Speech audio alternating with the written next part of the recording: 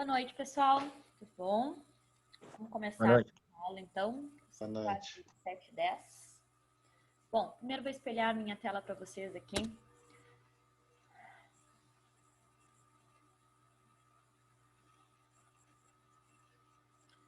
Bom, pessoal, esse arquivo aqui eu acabei de mandar para vocês lá no grupo, tá? Tanto essa parte 1 aqui, que é referente ao que nós já estávamos conversando, tá? Quanto a parte 2, que é o assunto novo que nós vamos conversar hoje, que é a parte de ensaios mecânicos, tá? O que eu trouxe para vocês aqui? É o que nós já conversamos, mas é uma forma mais visual, tá? Das possibilidades... Cadê vocês aqui que sumiu minha tela? Aqui, tá? Das possibilidades de... Tá dando certo aqui, só um minutinho. Aqui, tá? Das possibilidades, então, de folga, interferência e incerteza, tá? Esse gráfico aqui é bem legal da gente ver no final da disciplina, depois de estar bem conceituado, então, o que são os afastamentos, Por que a gente sempre soma eles, né? A dimensão nominal? Porque eles já têm um sinal atribuído, certo? Afastamentos abaixo do valor nominal, aqueles afastamentos inferiores, né? Não necessariamente o inferior vai ser negativo, nem o superior positivo. Depende justamente dos valores que estão ali na tabela, tá? 2 sinais positivos indicam que os possíveis valores efetivos da peça vão ser sempre maiores que o valor nominal, né? Enquanto 2 afastamentos negativos indica que a possibilidade de valores efetivos, ou seja, valores que realmente vão ser produzidos, né? Vão ser sempre menores que o meu valor nominal, tá? Então, como é que funciona essas imagens aqui, ó? Vamos analisar toda essa primeira coluna da esquerda aqui, tá? Nós temos o quê? Um diâmetro nominal aqui em cima da primeira figura, certo? Deixa eu botar, centralizar ela aqui de uma forma que a gente consiga ver as 3 imagens, tá? Mas vamos se atentar aqui à primeira coluna. Primeiro eu vou ter o meu diâmetro nominal ali sem qualquer um dos meus afastamentos, tá? Primeiro a gente está analisando as possibilidades de folga, né? Ali no meio, incerteza, e na coluna direita, interferência, tá? No primeiro desenho, nós temos, então, só o eixo e o furo, no seu diâmetro normal, né? Na imagem de baixo aqui, ó, nós temos o diâmetro normal mais o afastamento superior, tá? No eixo. Enquanto no furo, eu tenho o quê? O diâmetro nominal mais o afastamento inferior, tá? Em forma de possibilidade, o que é isso? Quando eu tenho o meu maior eixo possível e o meu menor eixo possível. Ainda assim, eu tenho uma folga. Quando o meu eixo é máximo e o meu furo é mínimo, né? E eu gero uma folga, essa é a folga mínima, representada aqui, ó, por Fzinho.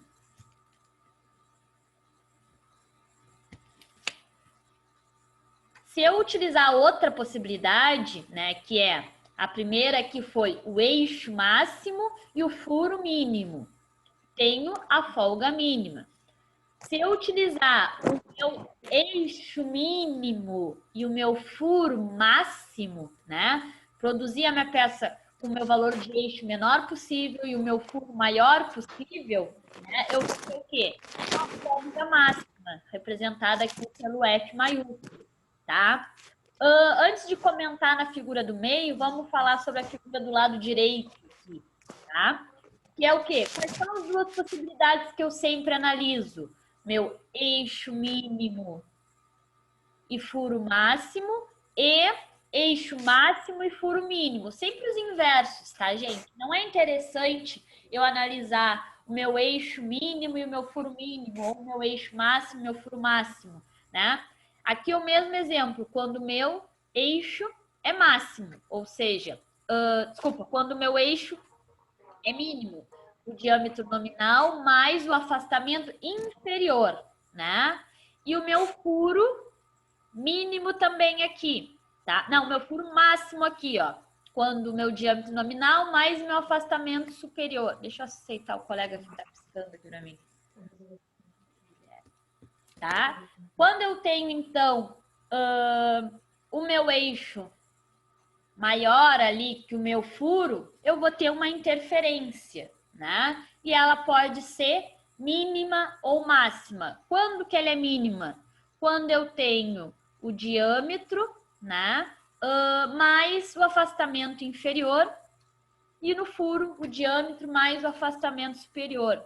E ela vai ter uma incerteza máxima quando eu tenho meu eixo diâmetro com afastamento superior e o meu furo diâmetro com afastamento inferior, tá? É sempre essas 2 possibilidades que eu analiso, né? Os inversos, uma superior, outra inferior.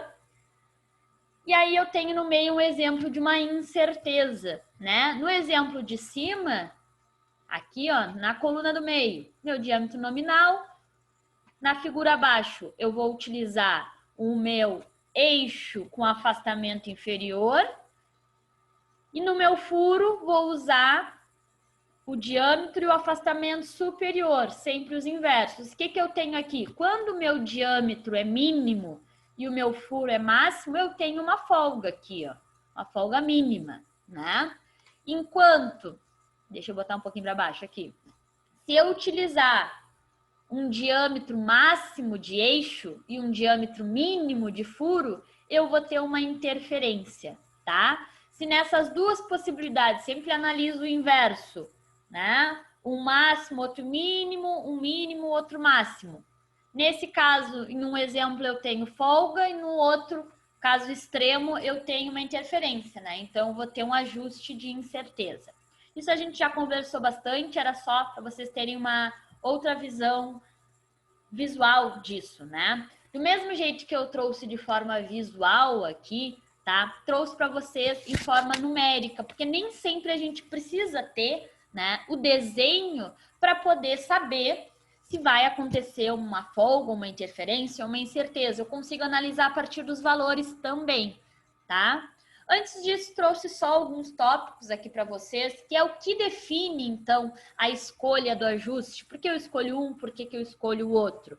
Tá? Os principais fatores que influenciam na escolha do ajuste são acabamento superficial, né, das peças de contato, comprimento do contato, né? O quanto vai ter de acoplamento, se ele vai entrar um no outro, né? O acoplamento vai ser de 5 milímetros, 10 milímetros, 20 milímetros, isso faz diferença, tá? Quando eu estou trabalhando com incertezas, é difícil de trabalhar com comprimentos de contato alto, né? É uma dimensão muito grande em que ocorre a interferência.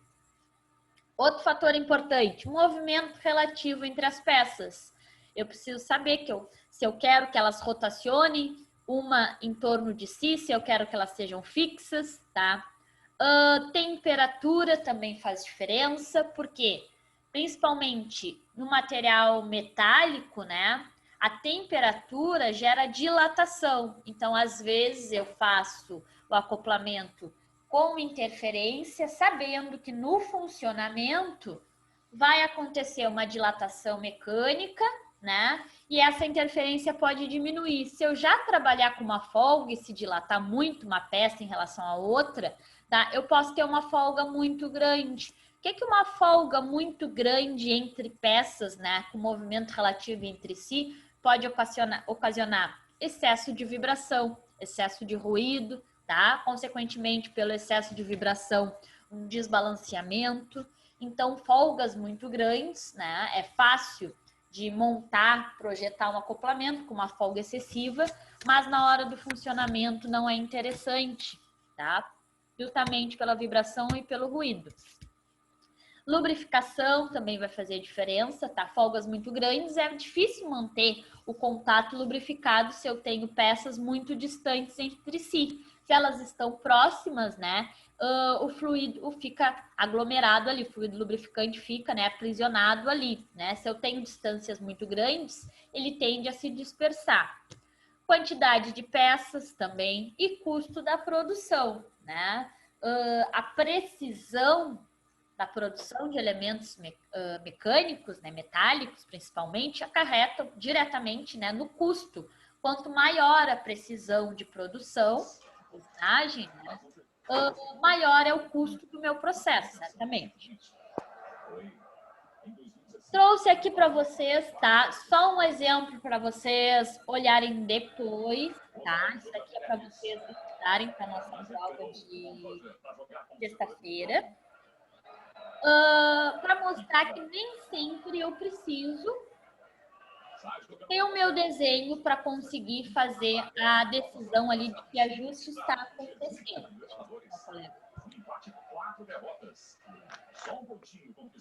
Tá? Esse aqui é um exemplo. Ó. Pode vir somente as letras, gente. Olha aqui. 55, F7, H6, tá? O que o 55 significa? Diâmetro nominal? Diâmetro nominal. que o F7 significa? O F7 maiúsculo ali. É a tolerância, né? Mas a tolerância de quem? Do furo. Do furo. A gente consegue identificar porque o que vem em letra maiúscula é sempre referente ao furo. E H6 é referente ao eixo, tá? Sabendo então que é Fzão 7, Hzinho 6, é um sistema eixo base ou furo base?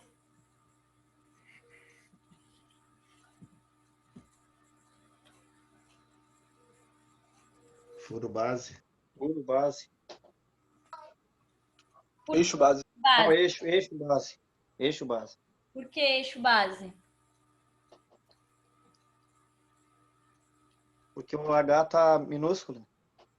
O H está no eixo, tá? Se fosse um sistema furo base, o H, e eu teria que ter um H maiúsculo ali, né? Algo como Hzão 7, Fzinho 6, tá? O H que estiver, vai ter sempre um H, né? Se tiver Hzão e Hzinho, fica a critério de vocês escolherem, tá? Mas é muito difícil. Ou vai vir Hzão e um número, e uma letra e um númerozinho, ou vai vir o Hzinho, tá? Aonde está o H, seja ele Hzão ou Hzinho, Hzão e Hzinho, é o que referencia o sistema, então, tá? O F7 é a tolerância do furo e o H6 é a tolerância do eixo, tá? Aí aqui tá o passo a passo para vocês olharem, ó. Diz aqui, referente ao eixo. Então, é 55 de diâmetro nominal. E a qualidade de trabalho, também conhecido ali como tolerância, tá? É o quê? A IT 6. IT é a qualidade de trabalho que vem em números, tá? Mas é importante saber que é H6. Aí vem aqui, ó, qualidade de trabalho é um númerozinho, posição no campo de tolerância é a letra, tá? Mas nas tabelas a gente entra com o sisteminha inteiro, H6, F7, J8, tá? Com essas informações, então, né, sabendo que é eixo, sabendo o diâmetro nominal que é 55 e sabendo a qualidade de trabalho que é H6, eu entro na tabela e consigo encontrar o afastamento superior e o afastamento inferior, tá? Aqui, ó, tá em micrometros, então é 0 micrometros.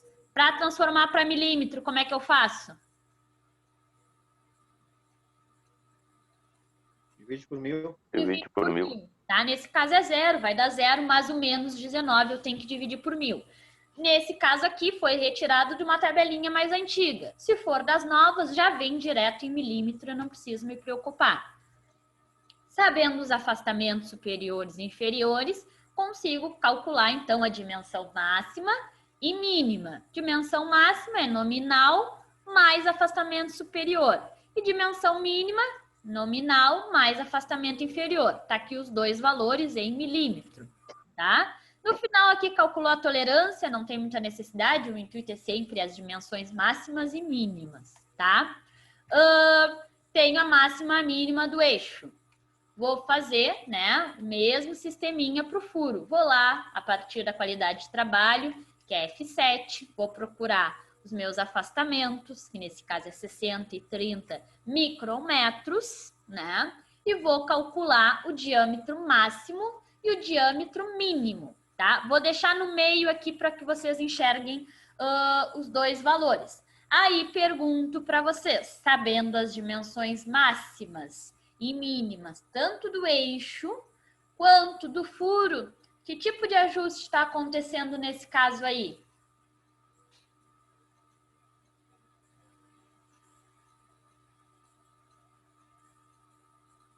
Ajuste com folga. Com folga. Com folga. Por quê?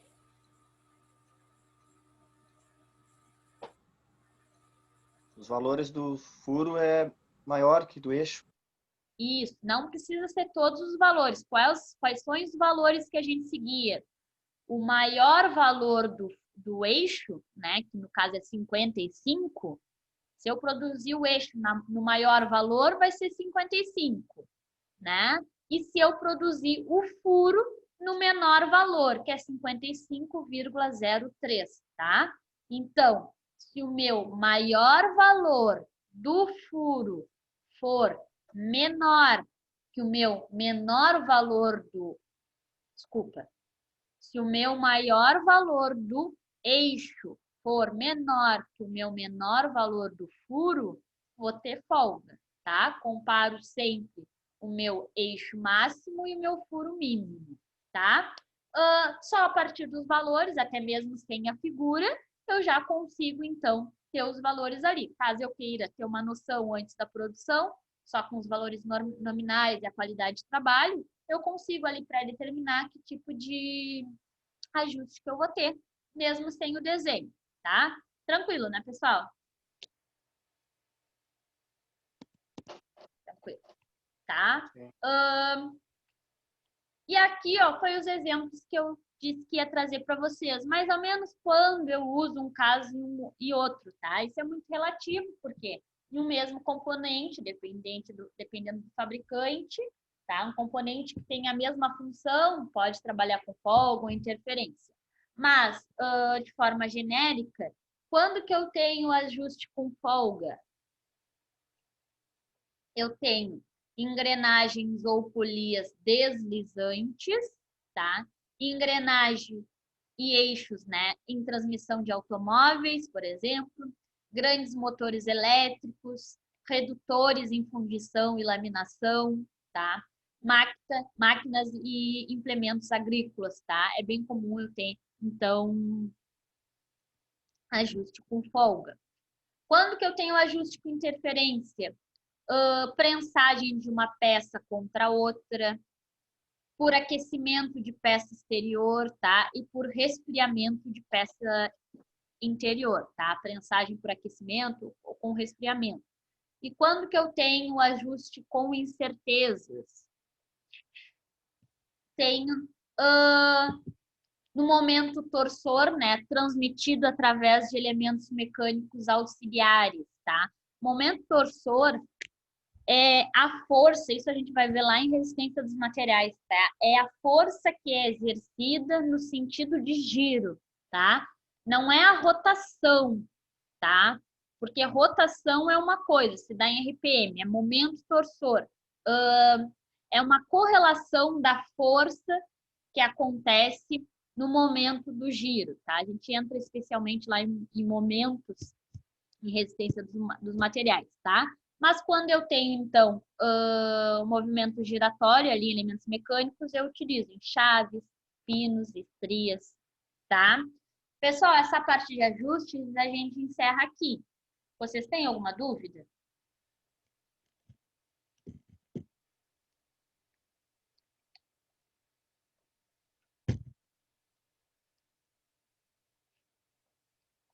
Não?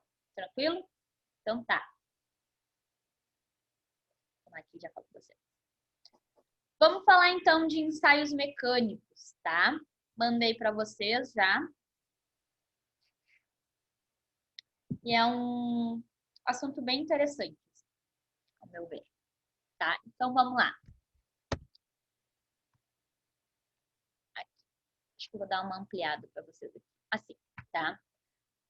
A determinação de propriedades mecânicas de um material é interessante, né, do ponto de vista tanto científico quanto tecnológico. Saber como se comporta o material. Muitas vezes, nós nos deparamos com determinadas situações onde é necessário conhecer essas propriedades para que se possa fazer uma correta seleção do material, né? Eu vou submeter um material a um determinado esforço. Quais são os principais esforços? Compressão, tração, flexão e torção, tá? Então, eu vou submeter o material a um determinado esforço. Eu preciso saber se aquele material vai resistir ou não. Existem ensaios, né, que determinam a capacidade do material de aguentar determinados esforços. Os ensaios mecânicos, tá? Eles podem ser classificados em dois grandes grupos, destrutíveis e não destrutíveis. No caso do primeiro grupo, quando eu tenho um ensaio mecânico destrutivo, tá? Temos os resultados a partir de um procedimento que promove a ruptura ou a inutilização do material testado. Então, a gente testa o material e ele não pode ser aproveitado. No caso dos ensaios não destrutíveis, tá? Eu não preciso, digamos assim, matar a minha peça para que eu tenha os resultados que eu quero sobre aquele material, tá? Precisa ficar bem claro, gente, que existem vários ensaios mecânicos, porque os materiais têm comportamentos diferentes à frente de esforços diferentes. O que eu quero dizer com isso? Um exemplo clássico, tá? Para falar com vocês. Deixa eu aceitar o colega só. Um exemplo clássico, tá? Cerâmica. Um vaso cerâmico, tá? Se vocês têm lá um vaso cerâmico em casa e eu for botar um peso muito grande, tá? Em cima desse vaso. Pode ser um peso pequenininho, tá, gente? Pode ser um vaso pequenininho. Vocês podem subir em cima, claro, que com um jeito para com que o nosso peso se distribua, tá? Então, um jeito ótimo. Pega um vaso pequenininho, bota uma tábua em cima e sobe em cima delicadamente, tá? O vaso provavelmente não vai quebrar. Materiais mecânicos têm alta resistência mecânica quando estamos falando de compressão, apertar, ou tração, tá? Principalmente compressão. Se eu botar de uma forma lenta, eu consigo botar muito peso em cima de um vaso pequenininho, tá? Então, frente a esse esforço de compressão, ele é muito resistente. Mas materiais cerâmicos têm como características não terem resistência ao impacto, né? Que é quando a gente bate, tá? Então, pode ter muito peso em cima e ele não quebra. Mas se vocês baterem ele, dependendo de como bater, não precisa ser nem muito forte. Ele é muito frágil, tá? Ele não é dúctil, ele é frágil, tá? Ele tem alta dureza, mas também alta fragilidade. Então, com o impacto, ele simplesmente craquela, tá? Antes de entrar nesses assuntos, a gente precisa ter bem claro alguns conceitos, tá? Que são... O que são materiais? Vamos começar com dúcteis. O que são materiais dúcteis para vocês, gente?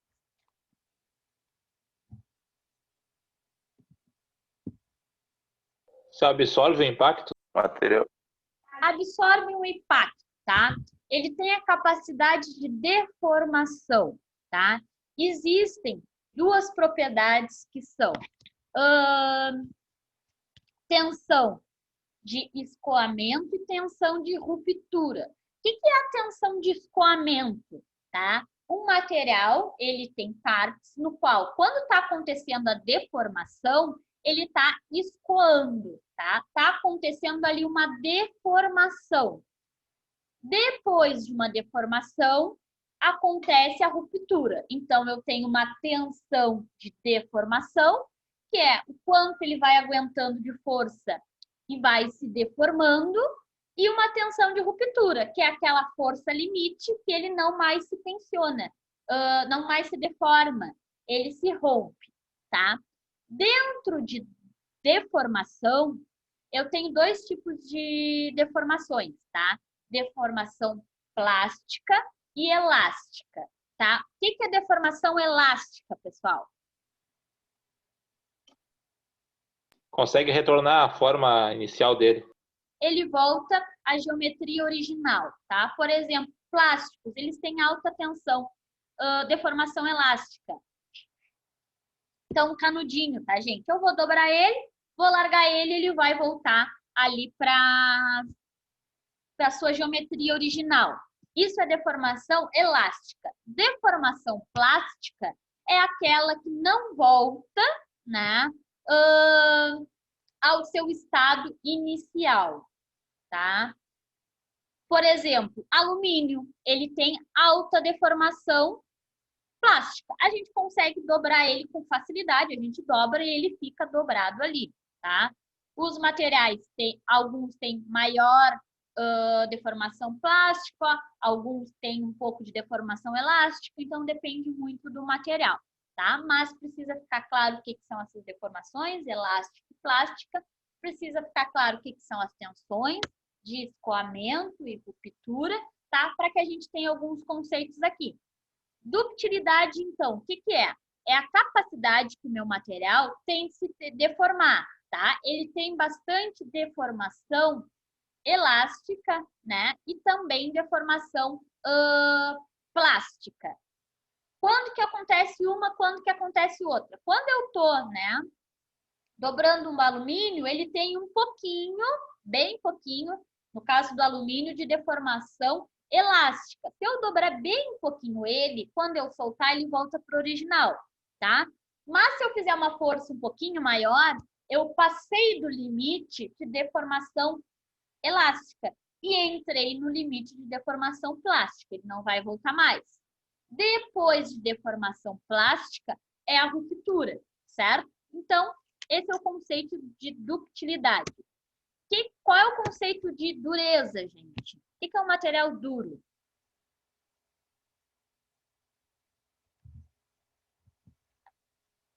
Um material que tende a trincar? Não, isso é um material frágil. Não entendi a Material pergunta. que tem O que é um material? material. É importante a gente conversar sobre isso, porque são conceitos que se misturam muito na prática. Alto teor de carbono? Não entendi a pergunta. O que é um material duro? O que é alta dureza? O colega falou uma coisa muito interessante, tá? Alto teor de carbono, tá? Não conceitua dureza, mas é uma característica dos materiais. Quanto maior o nível de carbono, maior é a dureza do meu material, tá? A definição de dureza, ela é um pouquinho complexa, mas, basicamente, ela é a resistência do material quanto ao risco ou indentação. O que é indentação, tá, gente? É marca. Ou seja, se eu tenho um material muito duro, tá?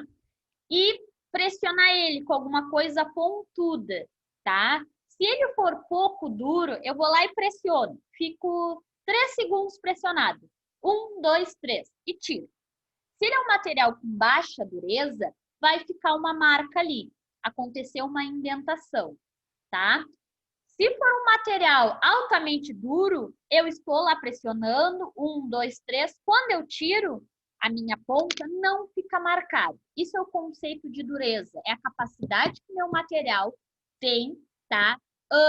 De não acontecer nenhum tipo de deformação quando submetido ou a uma indentação ou a um risco, tá? Simplesmente riscar, apertar o material com algo. Isso é dureza, tá?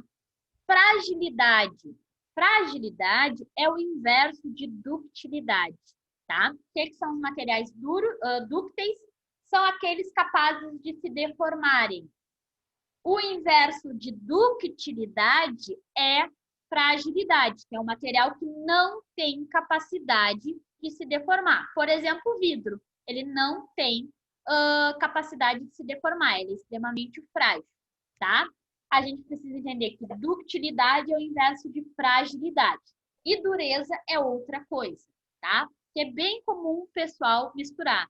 Ah, e o material ele não é duro, então ele é frágil. Não, tá? Quem está correlacionado é ductilidade com fragilidade. Dureza é outra coisa. Até porque quanto mais duros são os materiais, eles são mais frágeis ou mais dúcteis? Mais frágil. Mais frágeis, tá? Falando dos ácidos de teor de carbono, tá? O que são os ácidos com baixo teor de carbono? São aqueles que a gente tem fácil deformação, tá? Um exemplo. Qualquer aço mais simplesinho que a gente consiga deformar é de baixo teor de carbono, tá? Vergalhão de obra. Isso, vergalhão de obra é um baixo teor de carbono. O que são aqueles aços com médio teor de carbono? É uma uma quantidade, né, significativa de carbono, deixam os meus aços mais duros e, consequentemente, mais frágeis. Um exemplo de aço com médio teor de carbono.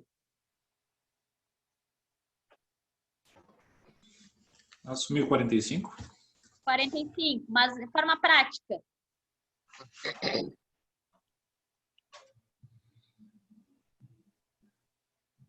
(45) é médio, mas não é muito médio. É mais baixo do que médio. O trilho de trem? Trilho de trem, tá? Porque o pessoal acha que o trilho de trem é algo muito duro. Não, não é tão duro assim, tá? Pois é, eu também achava. Porque se ele fosse... Não, ele não é tão duro assim. Ele é médio, tá? Trilho de trem... elementos, né, que precisam de uma dureza um pouquinho maior, mas trilho de trem é um exemplo ótimo, tá? Por quê? O pessoal acha que é alto teor de carbono. Não é alto teor de carbono. Os altos teores de carbono são aqueles com extrema dureza, como, por exemplo, os aços ferramentas, tá? Só que eles têm um lado negativo. Eles têm altíssima dureza, mas eles têm altíssima fragilidade, tá? Ferramenta de tornos, né? As ferramentas, as pontinhas aquelas, tá? Imagina, elas são capazes de usar outros tais. O que acontece se eu deixar cair no chão? Ela quebra. Principalmente os cantos vidos, ela quebra com muita facilidade. Então, não é interessante trabalhar com aços de alto teor de carbono em lugares que eu vou ter, por exemplo, vibração. Se o meu trilho de trem fosse de alto teor de carbono, a gente ia aprender lá, ele ia estar ótimo, né? A gente ia botar muito peso em cima, não ia fazer nem cosquinha. Mas a primeira vez que o trem passasse, ele ia simplesmente craquelar, porque o trem estava na vibração, tá? Então, dureza também acarreta na fragilidade. Então, a gente tem que saber jogar um pouquinho ali, se vale a pena uma dureza tão alta, consequentemente, uma alta fragilidade. E outro método que a gente tem hoje são os aços ligas, né? A gente pega um aço com um teor de carbono ali médio, ele também é um pouco frágil, e a gente bota elementos que são capazes de aumentar a ductilidade. O manganês, tem uns outros elementos, tá, que são capazes de deixar o material um pouquinho mais dúctil, tá? Que hoje é a tendência, né? Não é trabalhar com elementos puros, e sim com ligas. Qual é o intuito da liga metálica, né? É pegar o que cada componente tem de melhor e acrescentar em um material. Pega um material extremamente duro, mas em contrapartida também é frágil. Aí eu boto elementos que diminuam essa fragilidade, mas mantém a dureza, tá? Esse é o intuito dos aços líquidos ali. Trabalhar com benefício a elemento para esse material para si, tá? Então, ótimo. Entendido esses conceitos, vamos entrar dentro dos ensaios, então. Por quê? Cada ensaio tem como objetivo, né, para determinar o quanto aquele material aguenta a um determinado esforço. Bom,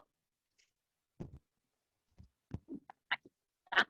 Alguns exemplos aqui de ensaios destrutíveis. Ensaio de tração, ensaio de impacto, ensaio de dobramento, flexão, torção, fadiga, fluência. O que é fadiga, gente?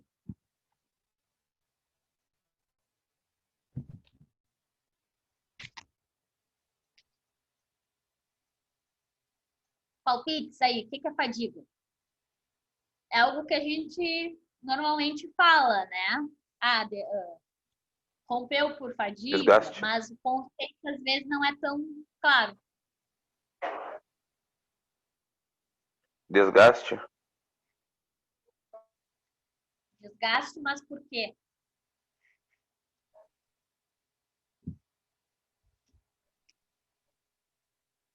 Por excesso de uso.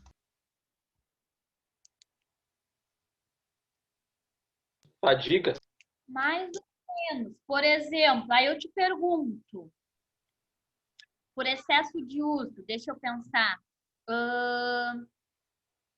Um rolamento, por exemplo, a parte interna do rolamento, tá? O eixo fica girando, em função do rolamento, ele se gasta bastante, certo?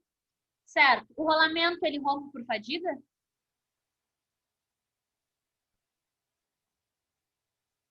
Ele rompe por desgaste. Não.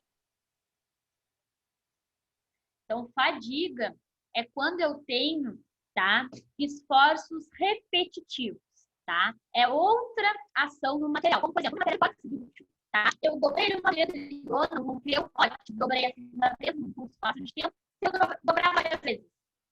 Aí eu estou repetindo o esforço, né? Isso é fadiga, tá? É quando eu faço com que aquele elemento seja submetido a um esforço diversas vezes, a um esforço repetitivo, tá? Aonde que acontece muito falha de fadiga? Quando eu tenho elementos rotacionais que rotacionam em torno de si, tá? Porque gera um elemento, gera um esforço repetitivo às vezes, tá? Às vezes um alumíniozinho ou um ferrinho a gente faz uma vez, não consegue romper, mas aí faz várias vezes, consegue romper por fadiga. A fadiga também está um pouco associada, tá, à temperatura, tá? Quanto maior a temperatura do metal, menos duro ele é, tá? Eu diminuo a resistência mecânica de um material metálico quando eu submeto ele ao calor, tá? Todo mundo já fez esse experimento de dobrar um metalzinho várias vezes, né?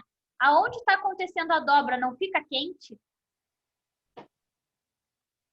Fica, né? Sim. Além de submeter um esforço repetitivo, eu estou gerando calor, estou deixando meu material com uma resistência menor a um esforço repetitivo. Então, frequência, né? Situações que fazem com que o meu elemento rompa. Mas não é o desgaste em si, é o esforço repetitivo, tá? Porque pode não acontecer o desgaste. Quando eu estou pegando um metal, tá? E dobrando, ó, não está acontecendo desgaste. Desgaste, né? O movimento relativo de uma superfície com a outra.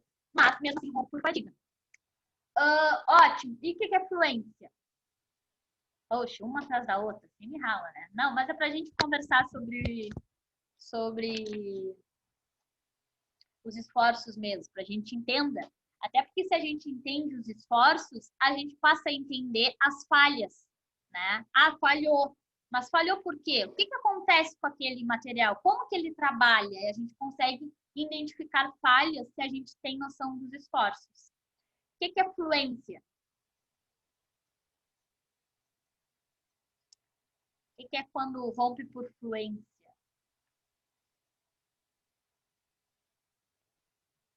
Isso, fluência, não?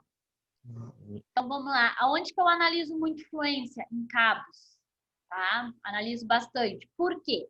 Fluência, gente, é quando eu submeto, né, um material a um tipo de esforço, mas por muito tempo. Como, por exemplo, cabos, tá? Cabos que a gente usa ou na indústria, principalmente em navios. Quando ele está novinho ali, ótimo, faço um ensaio de tração, né, primeiro. Ah, o cabo resistiu ao meu ensaio de tração. Ótimo, né? Ou seja, eu pendurei 2 toneladas no meu cabo, ele não rompeu. Vale tempo, né? Ensaiei a minha carga, não rompeu, ótimo. Passou no ensaio de tração. Beleza. Mas também tem que passar no ensaio de fluência, tá? O que é o ensaio de influência? É pegar esse mesmo peso, 2 toneladas lá, e ficar um determinado espaço de tempo, mas não curto, né? Não 5 minutos, 10 minutos, algumas horas, tá? O componente se comporta de forma diferente, o elemento se comporta em forma diferente. Posso ter levantado 10 vezes a minha carga de 2 toneladas e não aconteceu nada. Mas aí achei o meu cabo lá, com a minha carga de 2 toneladas, por 1 hora, começou a acontecer primeiro uma deformação elástica, depois uma deformação plástica e depois rompe. Que é quando o cabo vai esticando e vai ficando fininho, sabe? Vai ficando fininho, determinado ponto, até que ele rompe, tá?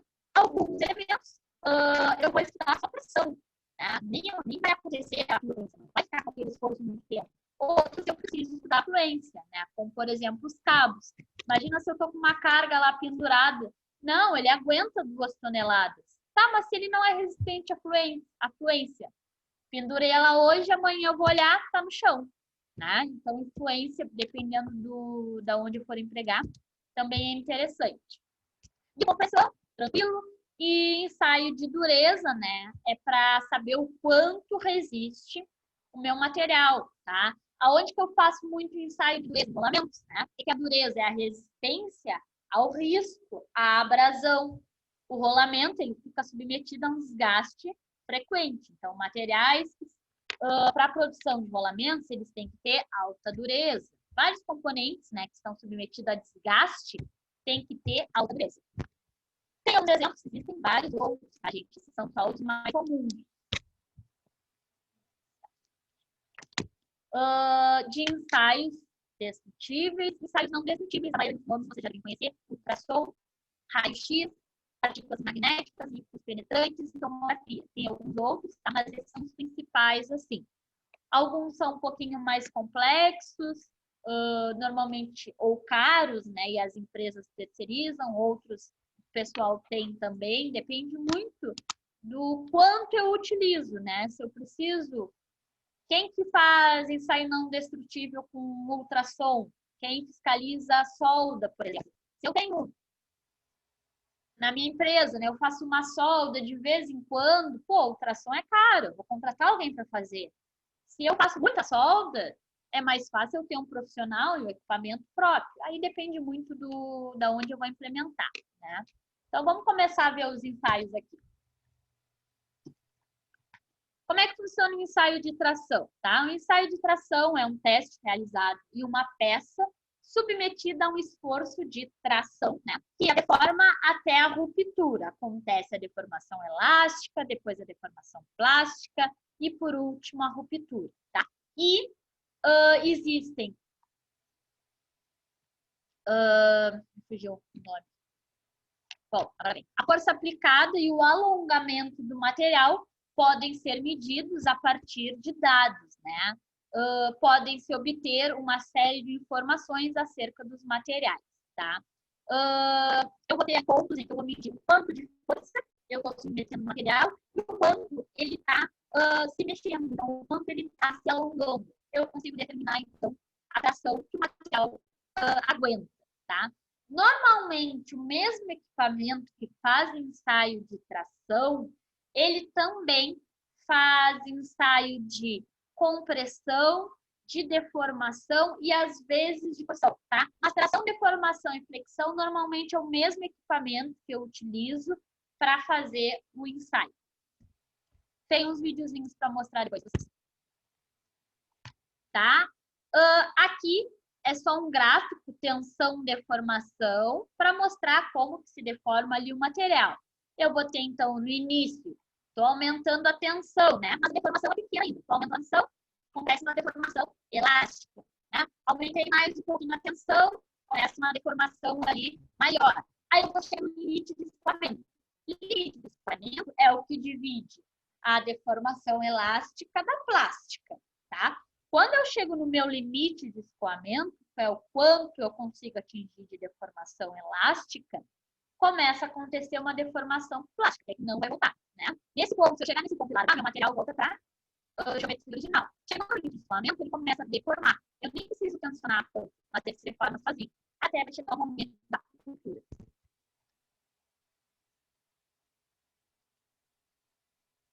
Ah, não tá com o vídeo aqui. Espere um pouquinho, gente, que eu vou abrir a outra apresentação que está com os vídeos para mostrar na íntegra. Não sei se é a minha internet, mas tá cortando o áudio, parece. Pô, pra mim também, achei que era só eu, tá muito ruim. Aqui Pois também. é, pra mim também, eu também. achei que era a minha internet. É contigo então, Natália? É. Comigo? Será que é a minha? Deve estar com Tá cortando bastante o áudio mesmo. Pois é, eu tava mexendo, achei que fosse a minha também. Pois é, até que é difícil ser a minha, mas não Cara, tá mais cortando do que escutando, eu acho. Não tá dando pra entender nada.